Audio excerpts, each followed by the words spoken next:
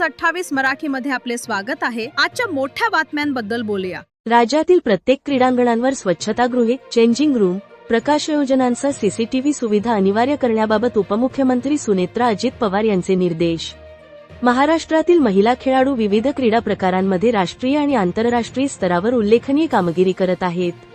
त्यांना अधिक सुरक्षित, सन्मानजनक आणि प्रोत्साहनपर वातावरण उपलब्ध करून देण्यासाठी राज्यातील क्रीडांगणांच्या विकासासोबतच प्रत्येक क्रीडांगणावर मॉडेल स्वच्छतागृहे याबाबत राज्यस्तरीय एकसंध धोरण तयार करण्यात यावे, असे निर्देश उपमुख्यमंत्री तथा क्रीडामंत्री सुनेत्रा अजित पवार यांनी दिले।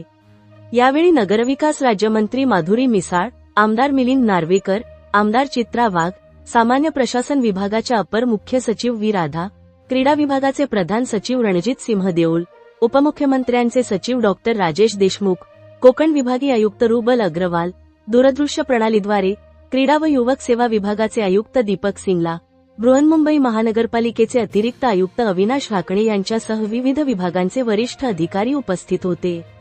त्या पुढे म्हणाल्या की महाराष्ट्र शासनाने क्रीडा क्षेत्रात व्यापक सुधारणा करण्याचा निर्धार केला असून नव्या क्रीडा धोरणाद्वारे खेळाडू केंद्रित दृष्टिकोन स्वीकारला आहे।